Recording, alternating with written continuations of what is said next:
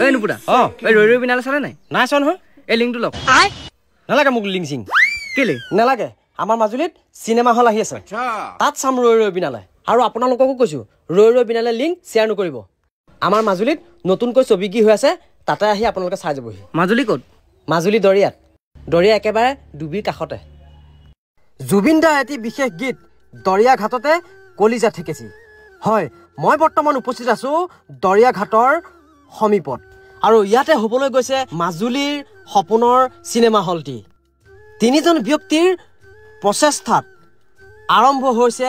এই চিনেমা হলটি আৰু তাৰে এটি মই ভিডিঅ' আপোনালোকৰ মাজত প্ৰস্তুত কৰি উলিয়াইছো গতিকে যদি ভিডিঅ'টো চাই ভাল পায় সকলো এটা এটা কমেণ্ট কৰি শ্বেয়াৰ কৰি দিব যাতে মাজুলীবাসীয়ে গম পায় অসমবাসীয়ে গম পায় আৰু আহক মই সেই বিশেষ চিনেমা হলটি আপোনালোকক দেখাইছো আৰু যিটো আমাৰ বাবে এক গৌৰৱৰ দিন গতিকে আহক সেই চিনেমা হলটো মই আপোনালোকক দেখাইছো আহক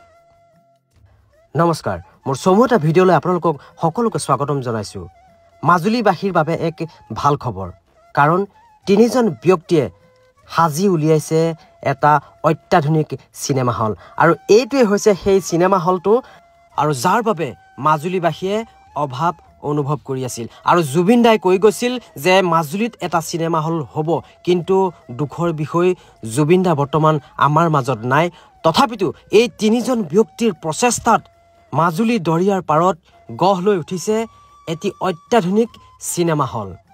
আৰু এই বিল্ডিংটোৰ ৩ নম্বৰ মহলাতেই হ'ব সেই বিশেষ চিনেমা হলটি আহক মই তাৰ এটা পৰিৱেশ দেখাইছো কিদৰে সেই চিনেমা হলটো বৰ্তমান সাজি আছে আৰু সেই তিনিজন ব্যক্তিৰ নাম হৈছে অজিত কুমাৰ ভূঞা দেৱজিৎ দত্ত আৰু